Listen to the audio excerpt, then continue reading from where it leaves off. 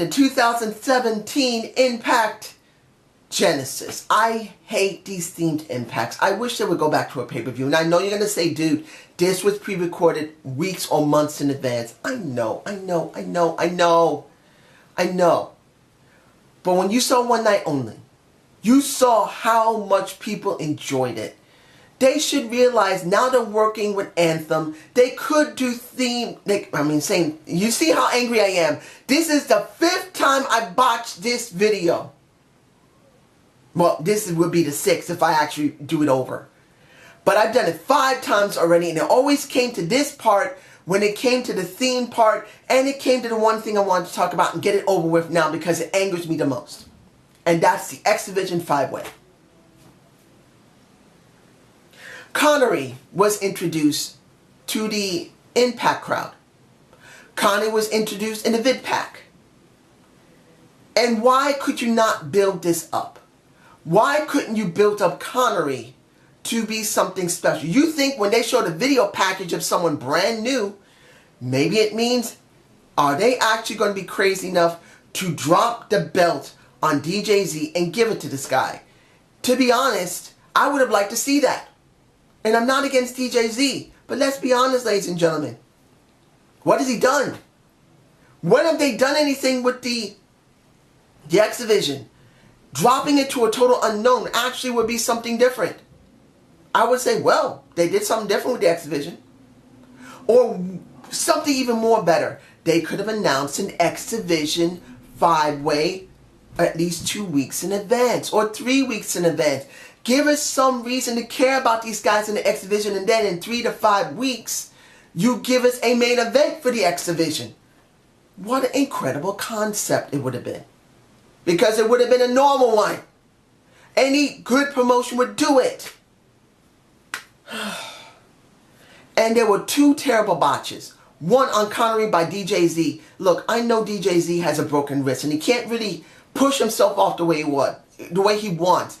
But why, if you know you have a broken wrist and you can't perform the same moves you normally do, why even do them until you recover? Trying to jump over the guy and do hopscotch and land your dick and ass on the back of the guy's neck. It's disgusting. It shows that you can't do your moves. And then when it came to, Dion Rocket, if I'm even pronouncing his name right, he landed so awkwardly on 2 guys' necks. And I think it was DJZ and it was, who else was it? I cannot remember. I think it might have been Trevor Lee. I can't even remember. Because I didn't even want to see this match. This match was stupid. It should have been done weeks later. Giving Connery time to get built up. To be interesting. To be something. And then you see after that the Helms Dynasty breaking the ankle possibly of DJZ. Why? You could have built this up and made it interesting. Taking away from that, the rest of the show wasn't bad. The opening of the show wasn't a bad opening. You got the Broken Hardys where really Matt really should have not talked too much because it was like this. Yes. And I know this myself. In the last couple of days, I've had bad sore throat. And even though I sound good, my throat has been bad to the point where I've been sneezing my head off, coughing my head off, and hacking my throat up. But he sounded like he needs a lozenges. But did he do a good segment? Yes, he did. Then you saw a not bad segment from Jeff himself. Wasn't bad either.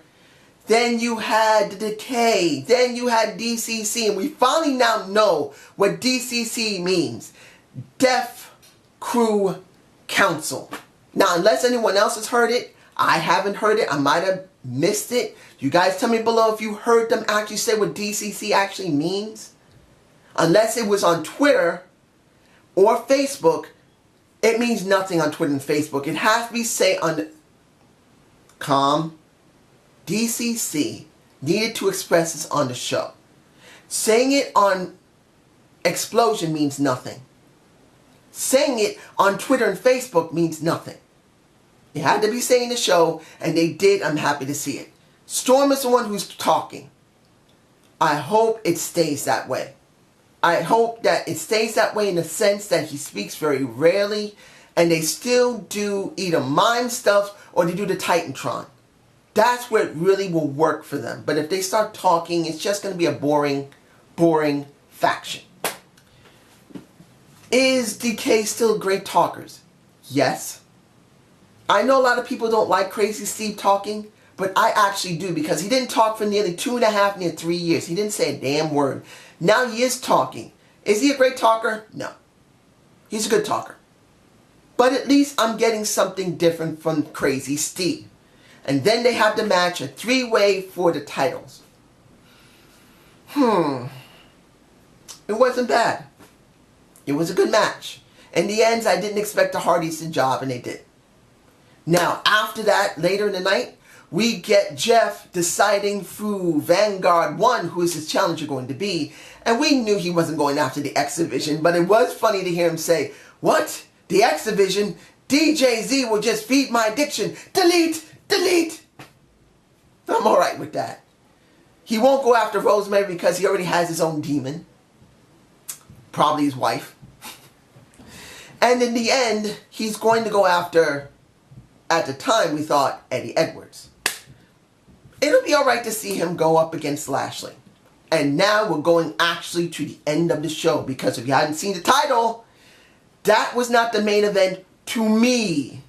The 30-man Iron Man match between the Lashley and the Eddie Edwards. I'm going to cut to the chase. I'm so glad that title is off Eddie. I'm so freaking glad. And it wasn't because I hated Eddie. It was the fact that Eddie took... Breathe. I don't want people to... I'm frustrated for the simple fact he lasted so long as champ. He was supposed to last maybe 3 months. 3 at the most, 2 normally. But he lasted so many months. The greatest and most glaring weakness of Eddie Edwards showed itself. He's not a good talker. He's a good performer in the ring, but he's not a good talker. And since this was his real first title in a major promotion, he needed to be a transitional champion. He's never been a real champ, and he needed to get his feet wet as a real champ and then build himself back up with better working on his talking. Better in-ring work. I mean, he needs to change himself up. He still acts like a wolf. He should act like a champion. But in the end, he should have dropped that title months ago. But he did lose the match. And did I like the match? Yes, I did. It was the second best match of the night. I did quite enjoy it. Seeing how Lashley made it so glaring obvious that he was dominant and he used his head. He made sure that he didn't get into that ring after a certain amount of time. He did, what was it, a released German suplex on him. And then they had a little curse. I think it was Josh Matthews said, "Oh shit." Fine. That was actually nice to hear. A commentator actually cursed. Was actually nice to hear. But in the end, Bobby Lashley gets what he wants, and that's the title. I do kind of wish that Davey Richards had came out and just at least see him from afar. Like up the ramp, he sees him just angry, and then he goes back into the back. That would have been better. Eddie Edwards didn't need to see him. It could have been Davey Richards. He saw him, and then he went to the back, and then they would have elaborated on that in the next Impact. I think that would have been good. But let's be honest. What we saw in the back before the match was actually quite good. Seeing that Davey Richards got mad, hearing him say, "I don't need you. I need to do this myself." He let him hug him, and then he goes from just being angry. That shows they're going to do the breakup, and that's what we really need for Eddie Edwards and Davey Richards. These guys have been tag team specialists for a while. We need to see something different, particularly in TNA. We need a new feud that we've never seen, and I hope that these guys will make it work. Now, Braxton Sutter had a moment with Law Van Ness. We had a restaurant. We had a restaurant moment. Am I happy to see the restaurant moment? I felt it could have been breed. I felt they could have done this next week. This was supposed to be special. This was supposed to be an Impact. That was meant to be like a pay-per-view. It angers me. I'm botching here because it angers me that something should have been done for next week and they did it this week. And I feel like it was not necessary. It's like the X Division. The X Division should have never been put on Genesis. I know a lot of people say it needed to be defended. No! Not all the time you need to defend every title at a themed Impact. You could have left a couple out. And I felt with this segment it didn't need to be there. Honestly, it didn't. Next. What's next? Breathe. Let me see here. Moose versus Drew Galloway. You gotta admit this. Drew makes that title mean something. The way he acts, the way he feels, the way he talks, it works perfectly. But there's just one problem. Why the froof? Ugh! Why is he cheating? I understand the first time. But come on. Come on.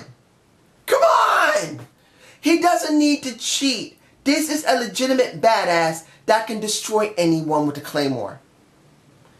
And I felt with Moose, yeah, it makes it more interesting to continue their rivalry until you get someone better for either Moose or for Drew Galloway to face. But come on, man.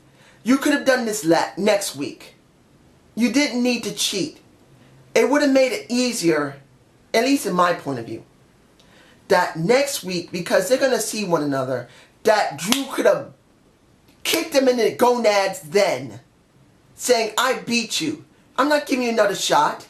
And then Moose gets angry and comes at him, and then he kicks him in the gonads twice. This just didn't feel right for Drew. I want to see Drew as a freaking badass.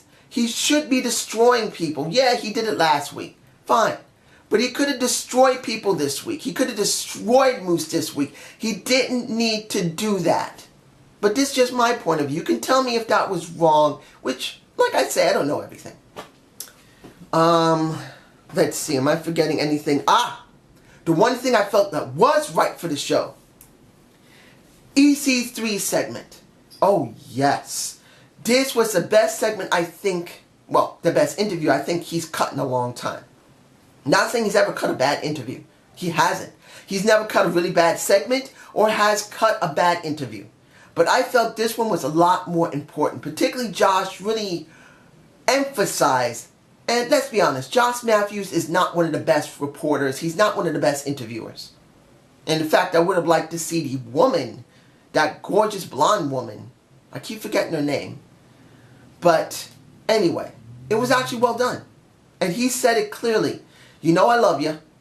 You're my man. Hearing Josh Matthews say, I know I love you, you're my man, you're my pick, but are you gone? EC3 made it very special. He made this feel special that, yeah, I should go away. I'm hurt. I got my back jacked. I got my ass kicked multiple times every time when it was on the line. I went through everyone else, but every time when it was time to go for a freaking title, I blew it. So, do I need to go away? I should, but I'm not going to. I'm going to keep going. I'm going to keep kicking ass. I am going to get retribution. I'm going against everyone. I'm going to destroy them. And when I'm finished, the light of the championship will be my guide. Essentially, he didn't say it in those words, but you got my point, ladies and gentlemen. It was a great segment. It actually was. Admittedly, I gotta say this. As great as it is to see EC3 cutting such great segment, and as great as it is to see EC3 in the title scene, admittedly, it is time for him to leave for a couple of months. I really believe that in this month or the next month, he does a couple of more tapings, he goes away for maybe 2 or 3 months. We need a little bit of a break from him because he has been in the title scene for quite a while. And there's nothing wrong with it. But there is going to be a point of burnout. Now, honestly, I don't believe anyone's burnt out for him. I'm not burnt out. But I do see this coming. That he has been in the main title scene. He's been the face of the company for more than 2 years. And to be honest, if you do not take the face out of the main title scene eventually, he gets stale and people get tired of him. And I don't believe he's there yet, but I'd rather see him in maybe March or April. Take 2 or 3 months away. Just go away for a couple of months. I wish they would schedule him to take a break. And then he comes back, making people feel like, wow, the true Ethan Carter III is back. We need him back. Because eventually people will just expect him. That's just me. Let me see. Am I forgetting anything? If I forget something, ladies and gentlemen, I'm sorry. I did in my SmackDown review of Bray Wyatt. So I'm really sorry about that. I'm not going to talk about Bray, but I'm sorry I forgot it. Let me see. Am I forgetting anything? No. It's time to talk about the thing I believe was the main event. Red versus blue. Jade versus Rosemary. I know that a lot of people can say, well, why are they the main event for you? It's just a regular Monsters Ball match. No, it's not. As far as I understand, women don't normally do Monsters Ball match, at least not in recent history. We haven't had one, if we ever did, since before 2010. There's been no women who've done any Monsters Ball match between 2010 until now, as far as I know. Of course, I was watching TNA by 2010, so if anything happened before that was with a Monsters Ball match for women, I've never seen it. You guys can tell me if you did. But as far as I'm concerned, actually seeing a Monsters Ball match for 2 women, and one of them is doing an Abyss type of attitude, is 100% different. And I believe it should have been the main... Breathe. I don't want to redo this again. This should have been the main event. I know the 30-man Iron Man match is important. But I felt this was more important. The crowd loved this. The crowd went crazy for both of them. You got Rosemary going on thumbtacks to a certain extent to her head. You could see the shot I got there. She didn't land directly on her back with the tacks. She landed with her head to it. Then she went on barbed wire. You don't see women do barbed wire. The WWE would never go there. Never. They did that wonderful... I'm not going to say that Hell in a Cell wasn't good. It was damn good. But they would never use barbed wire. They would never use thumbtacks. Yes, they used canes, but that's about it. And in this case, they used it. And it felt fresh. It felt special. And in the end, what did we get? We got to see how really good Jade is. And we got a chance to see how... This is Jade. And I love me to Jade. She's beautiful. But this is Rosemary right here. Rosemary made that freaking match. Rosemary is queen. Maybe I'll use that title instead of the true main event. Or maybe I'll combine the two. The true main event with the queen. That might be better. But in the end, we got one of the best female matches so far this year. We did. And when I'm understanding why Gail Kim had to come out there, because she's going to come back and she's going to challenge Rosemary. It's going to happen. And they're really emphasizing how important Rosemary is. And I wish that Gail Kim, when she does return, put Rosemary over, because we need her to be over. We need her to put Jade over. We need the next generation. How long do you think she's going to last? She's 39 years old coming this year. I'm going to be 46 this year. She's not going to wrestle up to she's about 50, is she? She's going to retire soon. So she needs to put over the next freaking generation for TNA. TNA made her. Made her for the WWE and made her for herself. And ROH. And anywhere else she's gone. So she needs to put people over. But if she doesn't, what's the point of her? She needs to change her attitude on helping the younger talent. And Rosemary is the top tier talent. Now I'm going to say this truthfully. Who do you think is better? Rosemary or Charlotte? as much the genetically engineered Charlotte is a good wrestler, she has no character like a Rosemary. Rosemary is queen. I say this and I'm being honest about it. I love me Rosemary way more than I love the Charlotte. Charlotte is a good wrestler, but she's no match. If they were put in a situation together where they could show their full type of talent and their character, Rosemary would destroy her. But this is just my point of view. You guys tell me below. And I hope you enjoyed the Zane view. Please give me a comment below. I will get my Royal Rumble review. That will be coming out tomorrow. Have a good day. Have a good night. Peace!